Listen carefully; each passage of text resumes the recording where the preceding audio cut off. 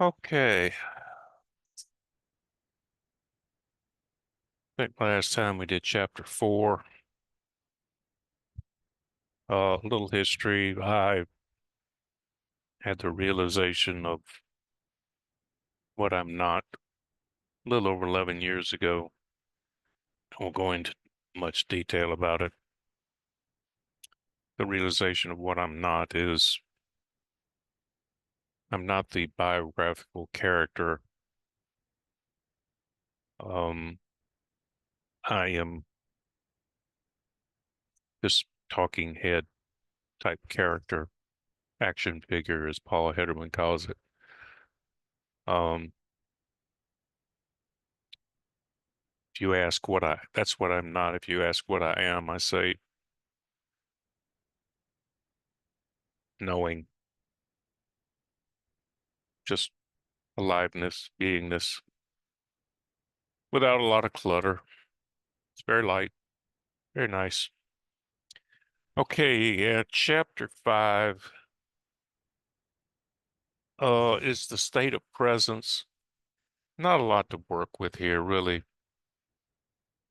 Someone asked, what is the state of presence? And he points out correctly, you can't think about presence because presence is always before thinking. Anytime a thought comes up, the thought is known.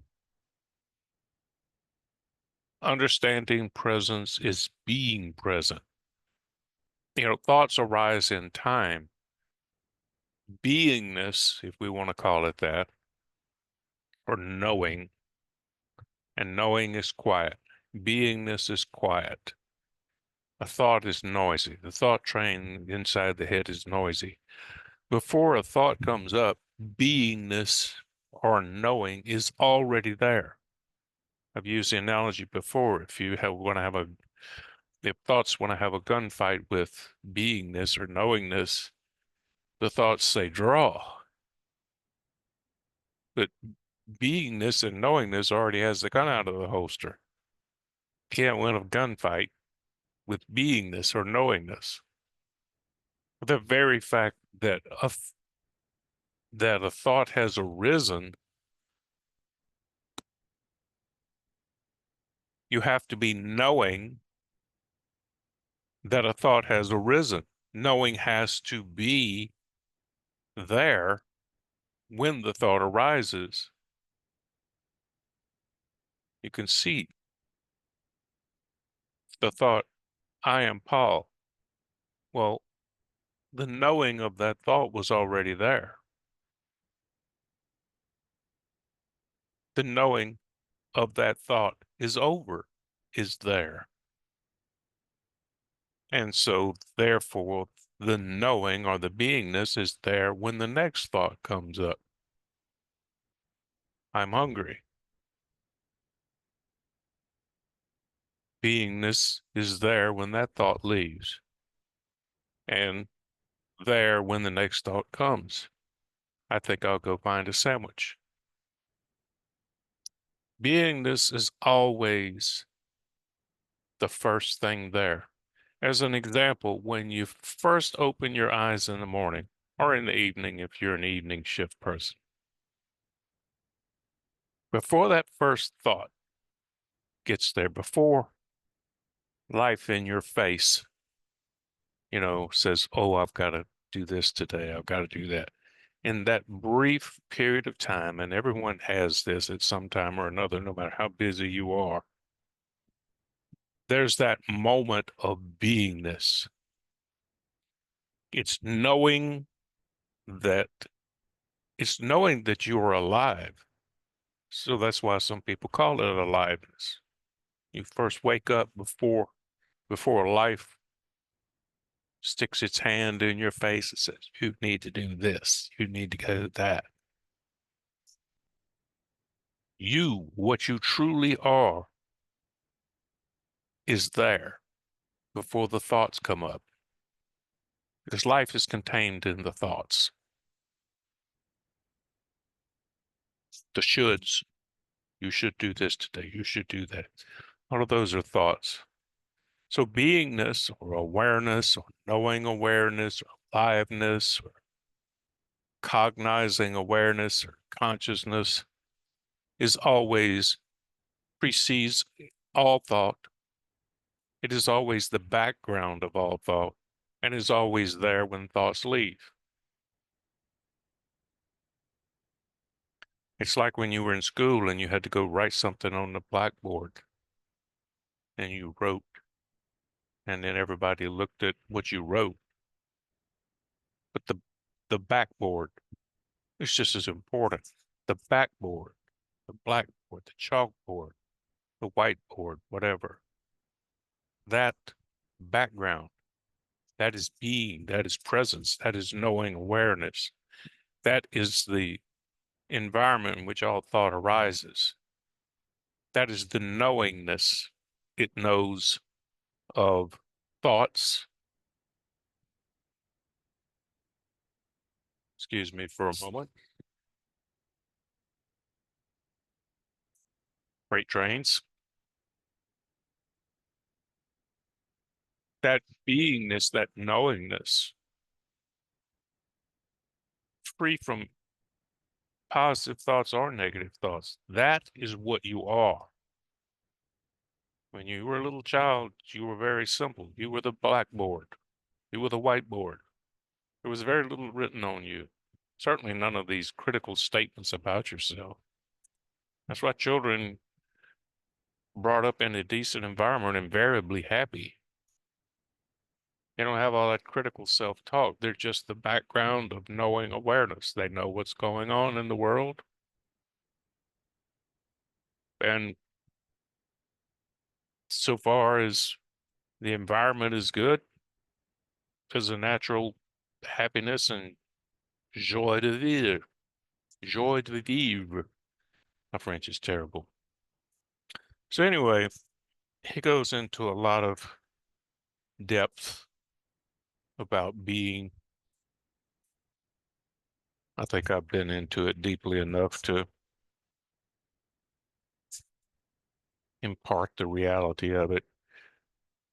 Chapter 6 is kind of goes in depth into the body and sensations. I'm not going to go into that really. He's really big on the pain body because a lot of people come to non-duality with a lot of background trauma and stuff like that.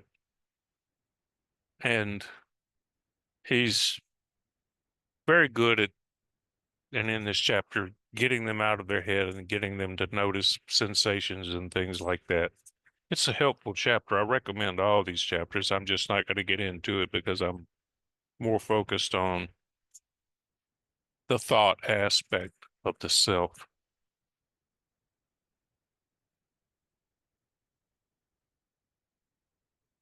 Chapter 7. Let's see if I'm, this is more stuff about the body, and he's concentrates a lot on it because it's important. Again, many people come to non-duality with suffering from trauma, life trauma.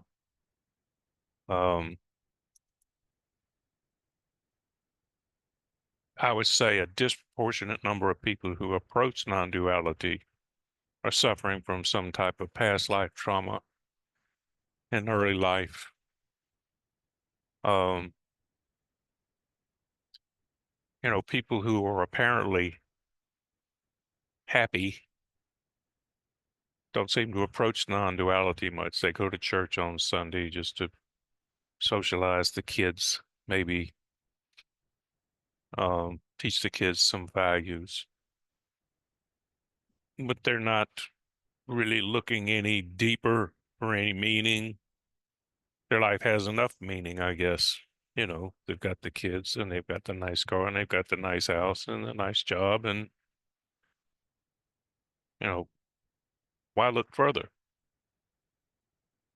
So Eckhart appeals to a lot of people who have not had that that idyllic life free of emotional and physical trauma. Okay, and then we get to chapter 8. Made a few notes in here. Not much.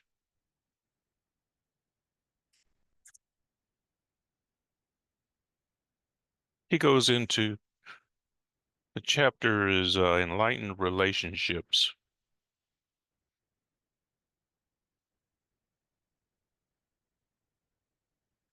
And here he's asked the question, I always thought that true enlightenment is not possible except through love in a relationship between a man and a woman. Isn't this what makes us whole again? How can one's life be fulfilled until that happens?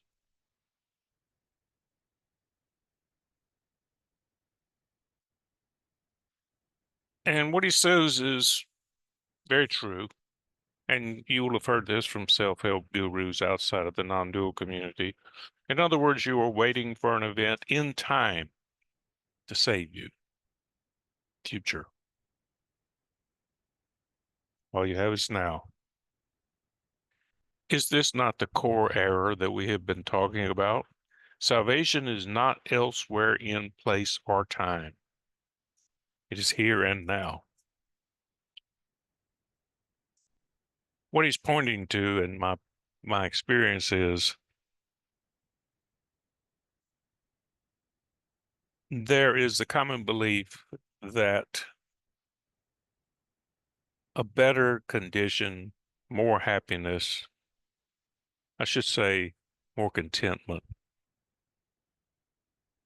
is out there somewhere.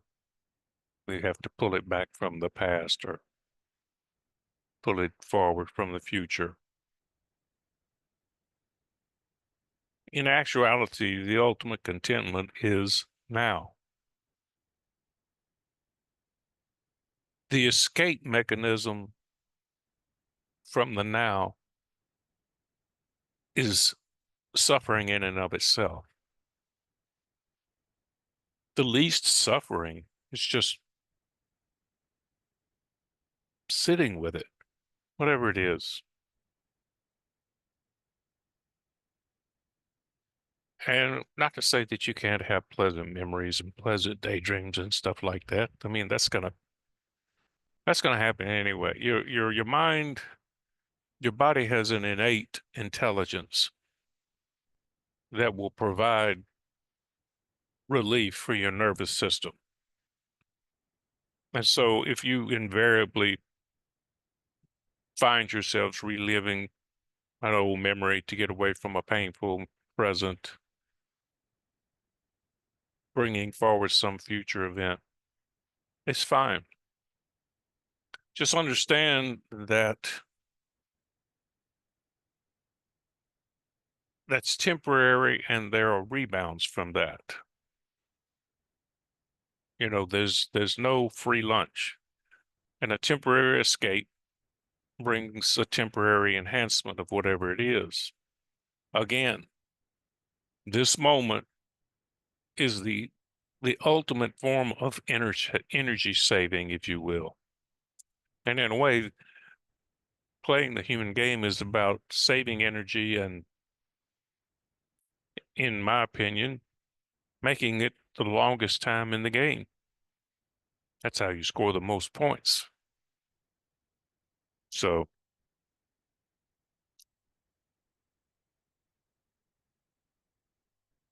this is the search for salvation from a state of unsatisfactoriness or insufficiency.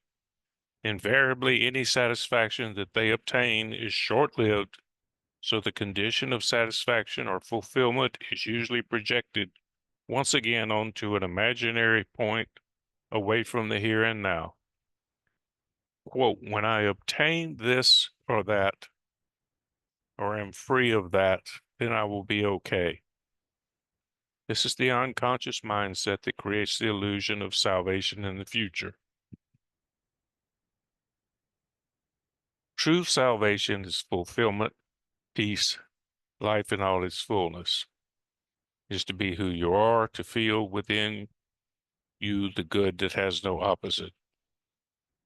The joy of being that depends on nothing outside of itself. That's crucial. When you have the realization that you're not that autobiographical figure, it's always talking shit, the voice in the head. You realize that that's not what you are. What you're left with is the beingness. Um, I don't want to sound too hokey here, but it is accurate to say that Jesus Christ described it as the peace beyond all understanding. It is literally, not just figuratively, literally the peace beyond all understanding, because understanding is conceptual. It's contained in thoughts for the most part. This peace comes before understanding. Beingness comes before anything. Beingness is the one constant, the background of everything. Knowing of the body and sensations, knowing of objects in consciousness, knowing of the thoughts. Being is there before anything. It's the one true identity. And you can look at this two ways, non-duality, which I like to keep in the context of duality because it's easier, subject object. You can look at the subject as being misidentified as this autobiographical figure. And you can look at it, we take that away and you see that you're not that. And what are you left with? Beingness.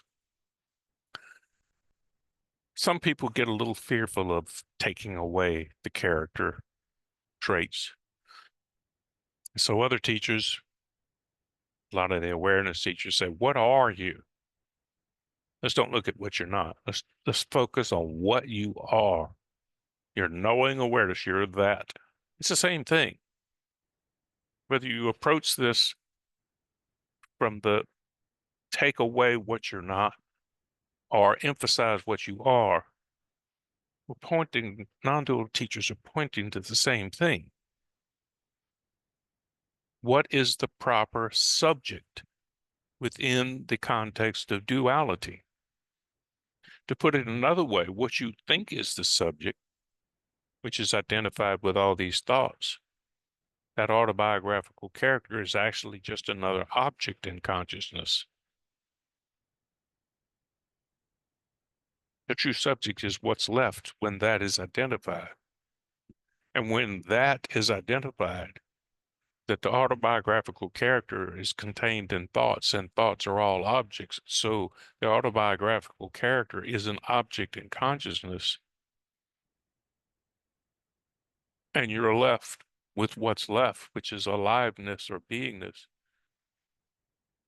You have inadvertently, inevitably slipped into non-duality. There's no need to get confused with non-duality teaching. Stay within duality. It's simpler. Okay.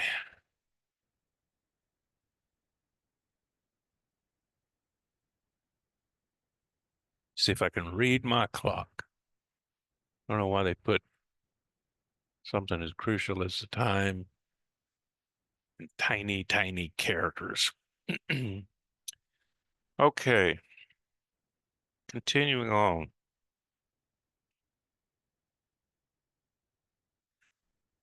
You see time as the means to salvation, whereas in truth it is the greatest obstacle to salvation. You think that you can't get there from where and who you are at this moment because you are not yet complete or good enough. But the truth is that here and now is the only point from where you can get there. You get there by realizing that you are there already. That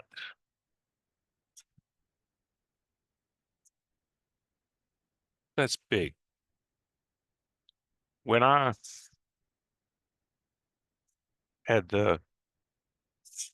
I'll call it the final collapse of the egoic structure,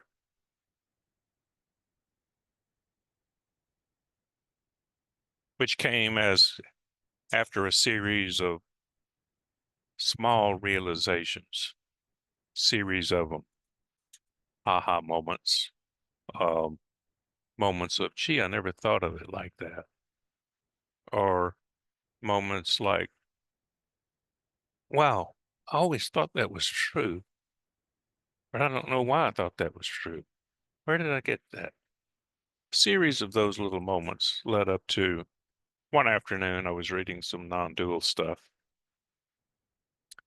a dialogue between a non-dual teacher and person she was guiding. And when the realization hit, the final realization, I'll call it, when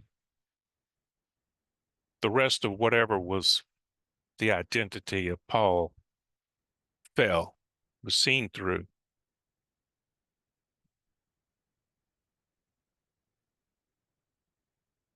that's when the realization was there that this that had been sought for on and off for over 30 years had been here all along. And you hear that from teachers. What you seek, you already are. And yes, it's irritating, but it's true. But it's so simple. The human mind, being the seeker of complex and complexity, can't accept simple. Children do. They don't know complex. That's why they're in this kind of beingness and aliveness all the time. Things are still simple. We build complexity. It's not inherent. You get there by realizing that you are there already. That's kind of a paradox because this realization is the end of seeking for most or many. Well, for me, it's the seeking of something in the future, that effort. And seeking is an energetic movement. It's a wheel turning on a car going down the road. It's energetic to keep the car moving to some destination.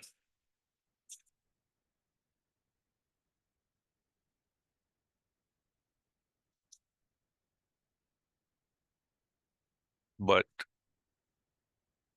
in a way, the destination is never going to be as good as just the ride. And when the realization hits, the wheel comes off. There might be a certain momentum, but the energetic push into it is gone.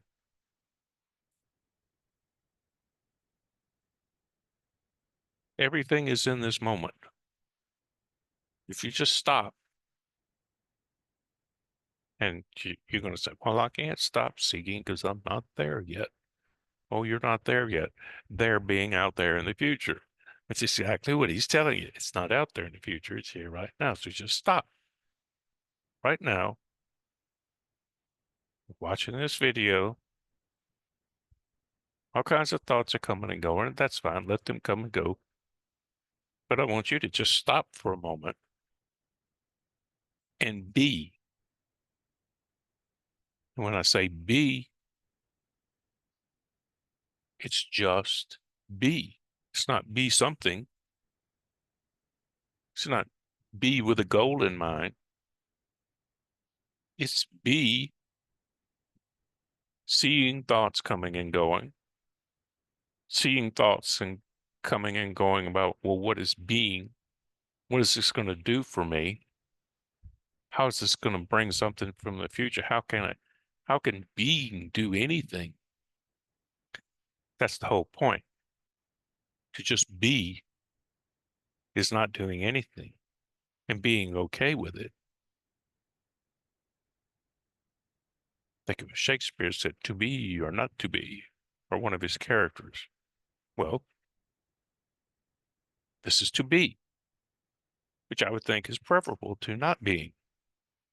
So just try right now, sit and just be.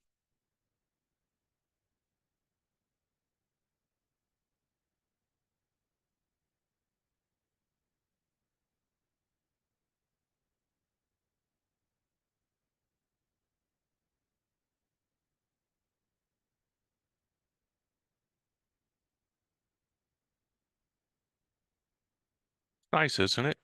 But just be. Let ambition go. It can wait a minute. Life's not going to fall apart if you stop being ambitious and stop worrying about this and stop worrying about that. A minute out of your life has a certain momentum that you taking a minute off is not going to slow it down. So just in case it didn't work, we try it again. Just be. Be.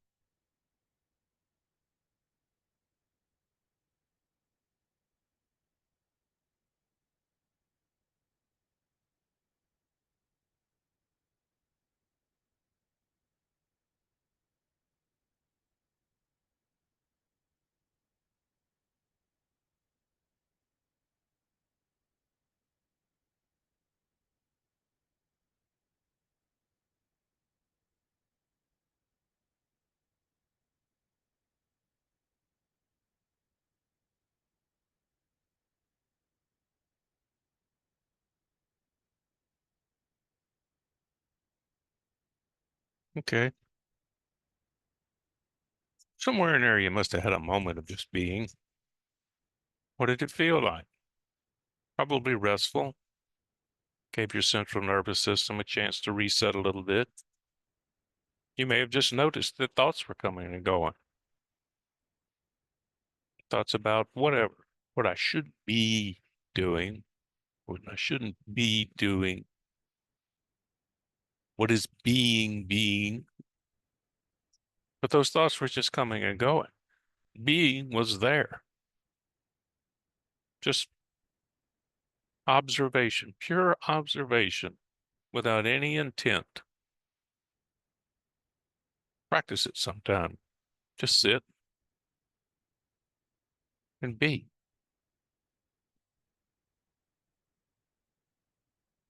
See the thoughts coming and going.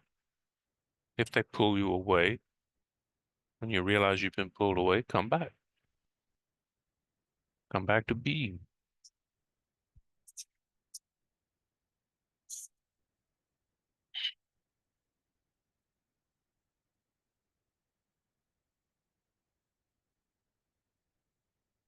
And he goes a lot more into relationships because that's a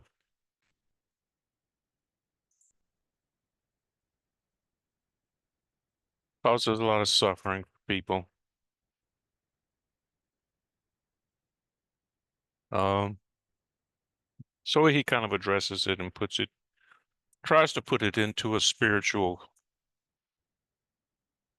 perspective.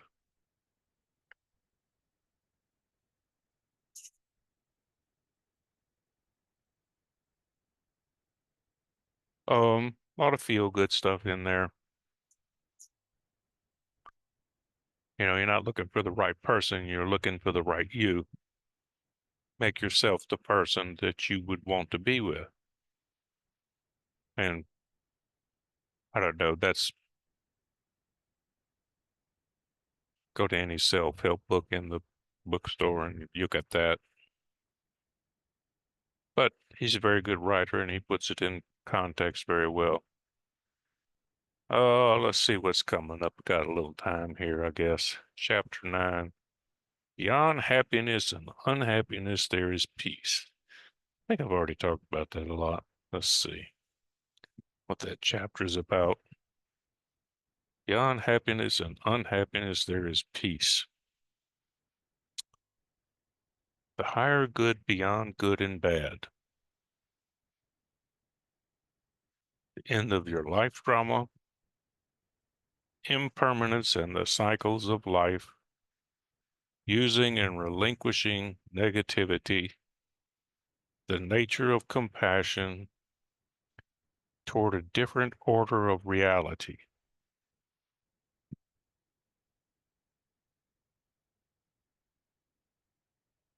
That'll be an interesting read. See if anything comes of it. And then, wow, then chapter 10 is the last chapter, the meaning of surrender, acceptance of the now. Sure, I'll have something to say about that. From mind energy to spiritual energy, surrender in personal relationships. Kind of felt like you already covered that, but transforming illness into enlightenment. When disaster strikes, transforming suffering into peace. The way of the cross, throwing something in for the Jesus people, I guess. The power to choose. Well, that sounds like there might be some stuff in there. Recently, for my next commentary, will be his other book, Stillness Speaks. And honestly, I don't know when I was in my Eckhart phase if I ever came across this book. There was another one he had, I think it was called The New Earth, which I'm not going to go into because it's kind of the social implications of the insanity of the group mind. I don't really need to go into that. Turn on the evening news and you'll get all that you want. But I know there's some, I heard uh, frequently, still like to listen to his videos sometimes, even though a lot of it's repetitive. I heard him say something about something that came out of Stillness Speaks the other day that I thought is worth discussing. I'd have to read it. If I read it, I don't remember reading it. I don't have it in my library, so looking at the chapters, some of it might be a little repetitive.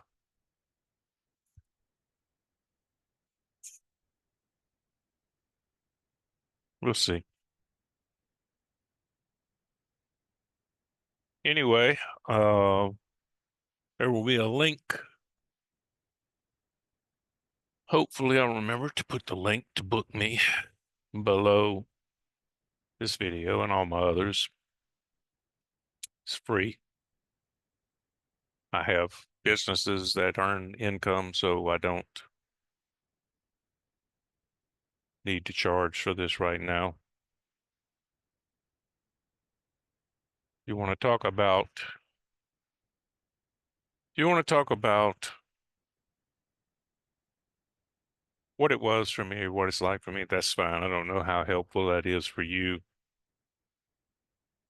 If you want to go into this, and when I say go into this, I mean really bear down and look at the nature of thought. I'll bring the whiteboard in. I'll take some thoughts that you have, preferably uncomfortable or painful thoughts that have that aliveness to them, that subjective quality to them. We'll take a powerful thought, seductive thought, some call them attachment thought. We'll take it out of your head, presupposing that it's there, which it's not, and we'll put it up on the board. We'll take it from a subjective thought, turn it into an objective thought. because the Buddha said all thoughts are objects. We will look at the qualities of that thought. Does it provide a sense of identity? Does it know of your past? Can it imagine your future? Does it have the power to affect change? Are there consequences for not obeying it if it says you should do something or shouldn't do something? Can it even think? That analysis, looking closely at any one thought, pick one,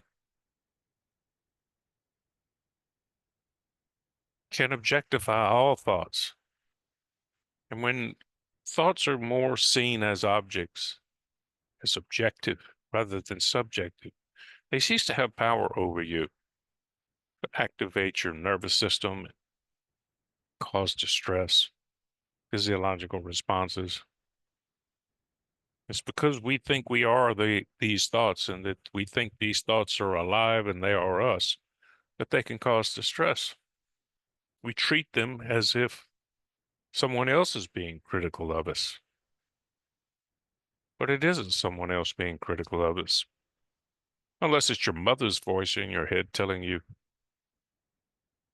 you'll never amount to anything if you don't get a job. You're never going to do this. You're never going to do that. You're always doing this. Messed up. Or your teacher or your preacher's voice in your head. That's a good one. Basically, the anything you do that's fun is sinful. That's a powerful one for some people. Anyway, we can look at it if you want. If not, good luck on your journey to where you are, which is ultimately where you're headed. You're going to wake up one day and you're going to say, wow, what was I thinking? And the answer is, you were thinking. That was the problem. Wasn't the content of what you were thinking. It was the thinking itself. So you don't hear me again, or I don't hear from you. Good luck on your journey. I hope you find it, even though you already have it. And I wish you the best.